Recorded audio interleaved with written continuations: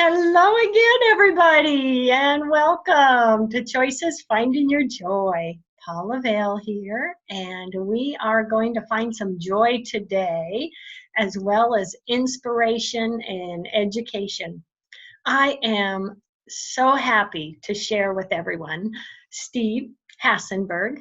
He is a spiritual psychotherapist, an artist, writer, and a lifelong meditator. Over the last 35 years, he has been studying the sacred teachings of many cultures and integrating them into the fabric of Western psychology. And as Steve does so much, as well as being an author, and he does webinars, he has podcasts, but we're going to talk about all that with Steve. First off, welcome, Steve. Good to be here, Paula. Thank you. It's so nice to see your smiling face.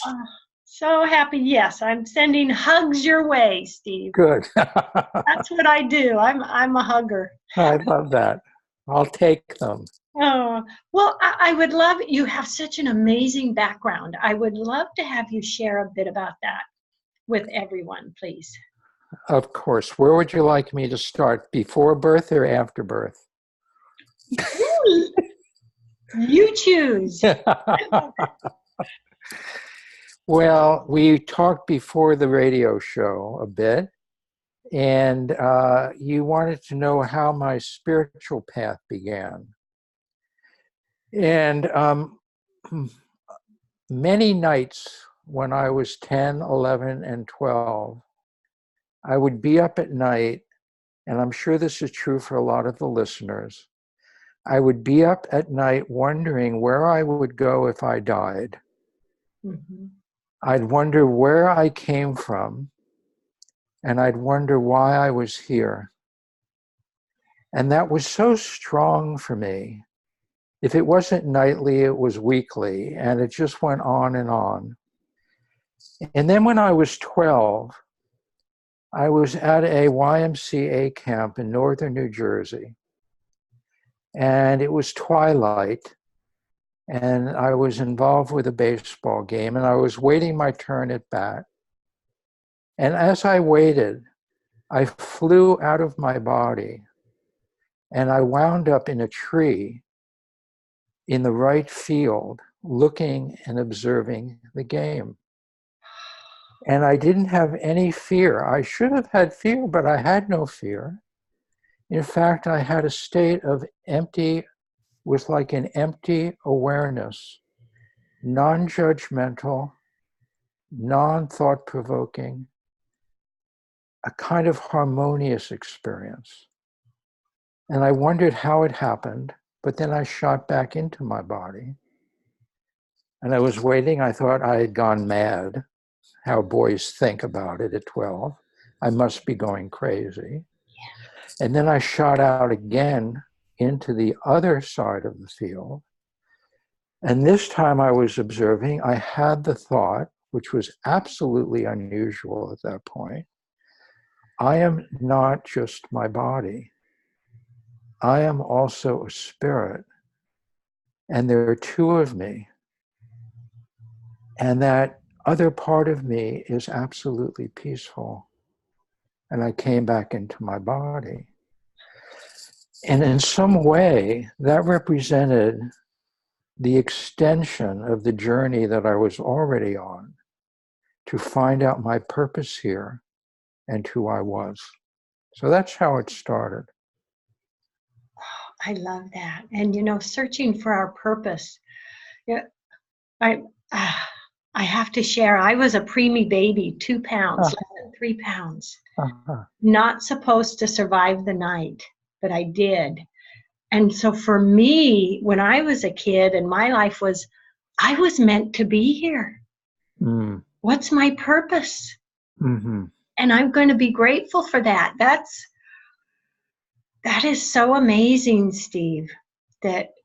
So after you had that experience of coming out of your body, have you had more of those in your lifetime? Yeah, so obviously after this experience, there's a part of adolescence where you try to forget it because you don't want to go to a mental institution.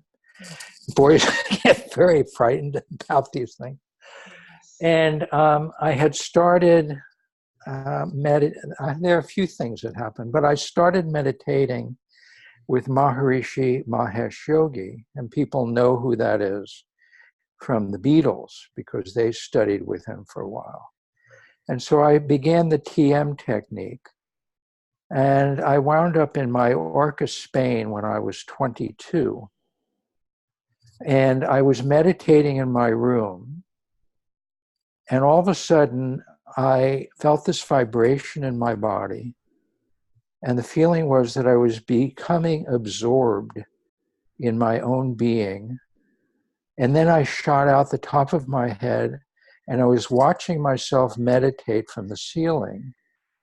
But then I shot through the ceiling into the cosmos. And I was going, I think, at light speed.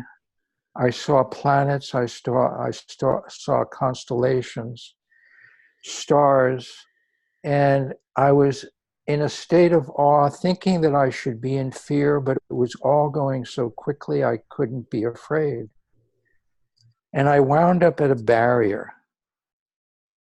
And the barrier, in a kind of an intrapsychic way, I knew what it was. It was the barrier between life and death. And I had to make a decision about whether I wanted to come back to Earth or continue on. And before I made the decision, I had turned around. I suppose my unconscious made it. And as I was coming back, and it was before the Hubble, you have to imagine that when I saw the Earth, it was this glowing, gorgeous, precious sphere. And had I had a body, I would have wept. But I didn't have eyes to cry, so I didn't cry. But I felt it all inside. And then I saw Spain coming on the map in terms of coming back to the country, and then the hotel, and I shot back into my body. And when I opened my eyes, I had never felt as fresh, as clear, as peaceful, as spiritual as I did in that moment. Oh. And I knew that this was the bridge between what I experienced at 12 and what I experienced then, because I knew then that I was an eternal being, and that I was that my being was part of the cosmos, and that I was here for a great purpose because I didn't decide to leave. I love that. I love that. And I would guess that that really changed your perspectives, you know, with being outside of what I call our physical vehicle, because really that's what it is. It's not our higher self. It's just the physical vehicle at this moment. Did that make a big change for you in how you viewed your lifetime? It made a huge change, Paul, because when you know with certainty, it's not as if you've arrived, because that experience diminishes over time. But you know with a certainty that's irrefutable that you are a spiritual being, and that spiritual being is waiting for you to come back home. And that the rest of my life was a movement. Of course, we go through so many things in our lives, but during the points of clarity, my whole life became devoted to knowing that twin that I had, that twin that was free, that was fresh, that was like the spring breeze, that was eternal and spacious, and that I was drawn and motivated and almost hypnotized by it. And so my whole life became a movement toward that again. Yes. And you know, how powerful that you were given those experiences. Right? Oh my gosh. He said, oh, thank you. Wow, I had no idea. Yeah, exactly. Oh my gosh. Well, Exactly. please share with everyone a bit about your book. It Okay. sounds fascinating. So I've had the great fortune of being with the shaman, which most people know his name, Don Miguel Ruiz. He wrote the Four Agreements, and he wrote the book on Power of Love and a few others. And I got to meet him before he was famous. I got to meet him when he was just walking around the street. And at the time, my sister-in-law was dating him. Oh my gosh. And one morning she said, you know, I'm dating a shaman. How about if we have breakfast together? So he came over for breakfast. And the odd thing about all that was that 4 months before I met him, I had a lucid dream. And in this lucid dream, I was in a small adobe room somewhere in Mexico with three strangers. And we were sitting by candlelight. And this gorgeous shaman came in the room. And he was dressed in buckskin, and he was from a different time and space. And he sat down in front of us, and he made the wind blow through the room, this great gust of wind, but the candles didn't blow out. And then he said, watch me. And he started shape-shifting, and there were two of him and then three of him. And I was so overwhelmed by this that I went up to him and I said, I want to know how you do this. And then he looked in my eyes with such a piercing stare. He took my hand and he said, this knowledge was as close to you as your beating heart. And I woke up. And so then I was in the car with Don Miguel going for breakfast in Malibu. And I thought, I have a shaman sitting next to me. I'm going to ask him about this shaman dream. Oh my God, I'm so lucky. So I told him about the dream, and he kept asking me about more details regarding the shaman. And I kept saying who he is. And Don Miguel said, you know. And I kept saying, no, I don't. And I kept asking him. And finally, I kind of screamed at him and said, just tell me. And he said, it's you. And you have an appointment with power. We're going to Mexico next week. Oh my gosh. That's how it started. And you went to Mexico the next week. My wife was in the back seat and she gasped. We had a 4-year-old daughter. And I said yes. And she said, what are you doing? And I said, I think I'm going to Mexico. Yeah. So I got to Mexico, and, you know, there's so many stories in the book. The book was, and I'll tell you one of them, but the book was very easy to write because the experiences were so compelling that I had with him. There was one thing that happened after another that was both a clarification and an extension of many of the experiences that we just talked about.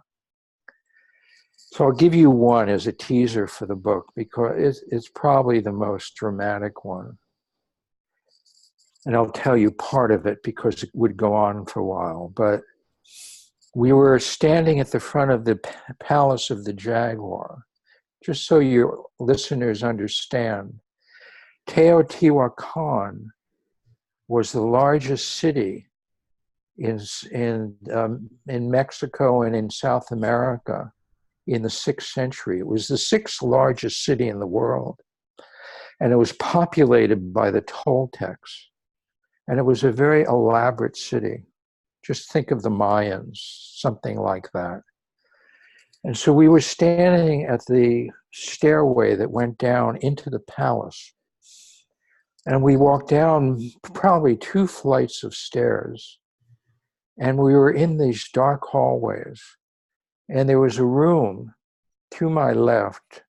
And Don Miguel put me in front of that room, which was pitch black.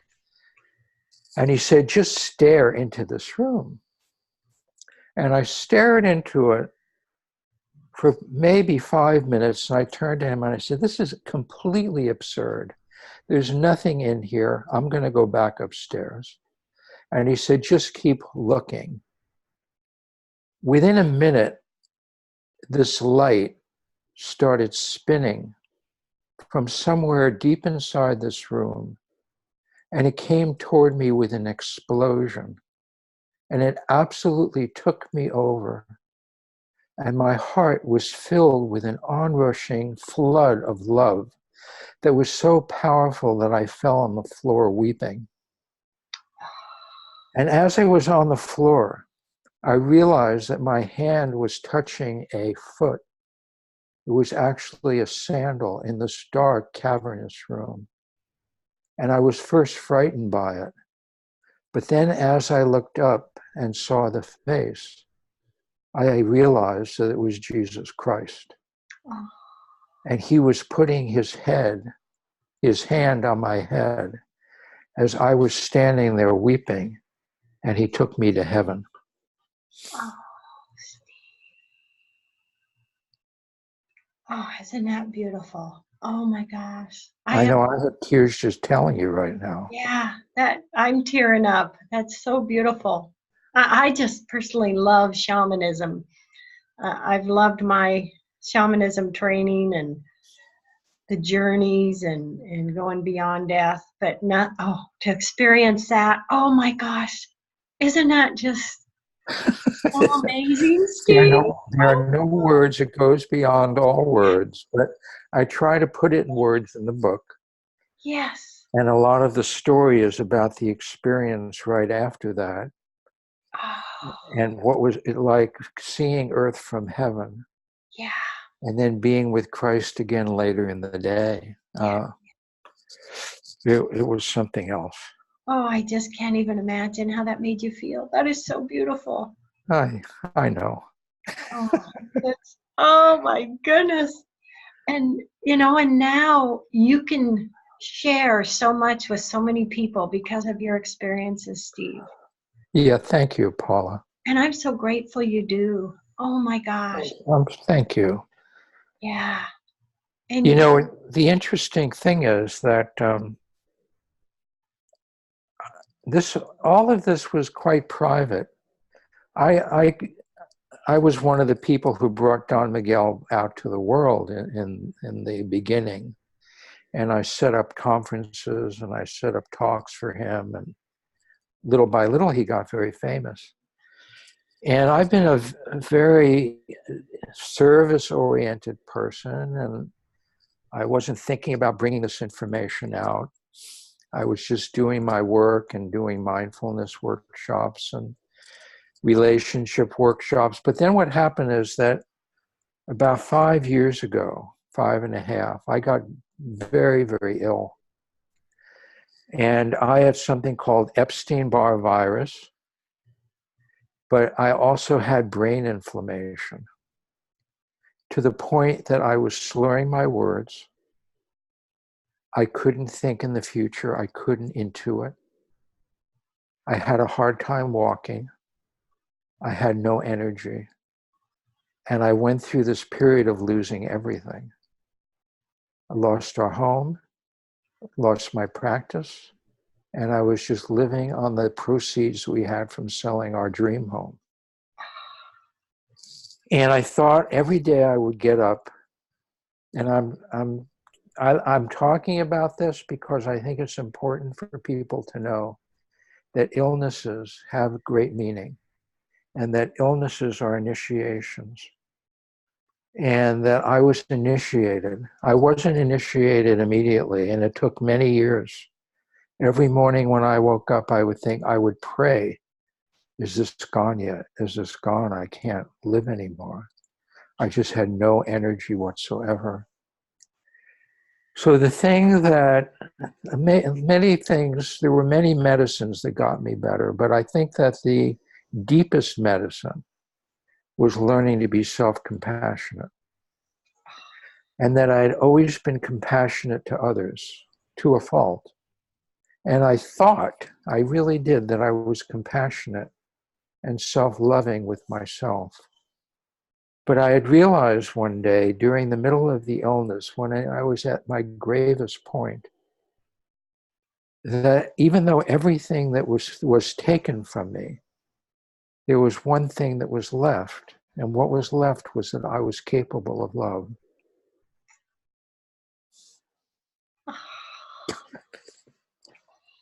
Oh, yes. Touches me. Yes. And I thought, I can still love. I can love me. I can love others. Yeah. And that was the big medicine, with some really wonderful healers and art, which I discovered. That was the medicine that got me better. And so after I got better, and it took a year or more after it was over to get better, because I was so weak, to build my practice back. I had the strongest desire to go to a greater public and to talk about my experiences, which we're doing now, to help more people. Mm-hmm. So that's my mission now. Yes. Oh, Steve, please share with everyone your website, how they can learn more about you and your services. Okay. Sure, thank you. Oh, So my website is just like my name, Steve Hasenberg, HASENBERG.com. And on that website I have, and it's also on YouTube, I have a 17-part video series, which I did, called Secrets of the Universe, Walking the Conscious Path. So that's on there for everybody. It's free. That was one of my gifts to myself when I got better. And I have a spiritual psychotherapy practice in Santa Monica. I have a spiritual mentoring group that I do, and I have a lot of my radio and podcast shows online there if people want to listen. that is beautiful. With a few minutes left in the show, what last words do you want to share with everyone, Steve? Here's, I carry this around with me. I'm a ardent Sufi supporter. I love Rumi and I love Hafez, and I have a Rumi band. It's called the Rumi Project, and we play Rumi poetry and music. And so there's something that Rumi's teacher said to him that has been in my heart for probably 20 years. And I want to share it with everybody because I think it sums up my life, and it sums up life in a perfect way. And his teacher was named Shams, which means the sun. So Shams said, a Sufi is thankful for all that is given, but a Sufi is also thankful for all that has been denied.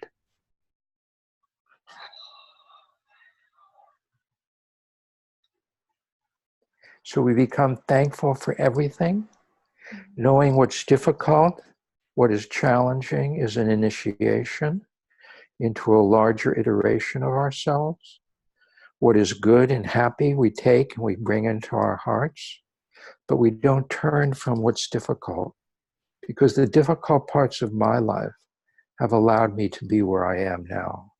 And I am so very grateful. Yeah. Those difficult parts of our life, I love that, an initiation, because they open us up to a lot more, and even appreciation and gratitude for the good parts. I mean, Absolutely. What happened when I was ill, I know we only have a minute, was that I was forced through this challenge, through this initiation, to draw on patience resilience, compassion, and inner power that I never knew I had. And now it lives with me. Oh, that is so beautiful. My gosh. You have brought happy tears to me, Steve. That is Oh, so I'm so touching. glad. Yeah, just such a great message for everyone. And oh my gosh, so much they can do connecting with you through your website and all the things you offer and help. I mean, you're a gift to us. Just as everyone, you're a gift. Thank you, As Paula. well. Yeah, Steve, what you're offering to so many is so beautiful, and I am just honored to share you with everybody today. Thank you, Paul. And I thank you for your gift of sharing the beauty of life, the happiness of life, which is, I read in your book, the happiness that is everybody's birthright. Yes, it truly is. It truly is, Steve. Gosh, love, hugs, and blessings to you. Everybody out there, love, hugs, and blessings. I will chat with you next week. Thank you so much. Okay, Bye. bye-bye. Bye. Bye.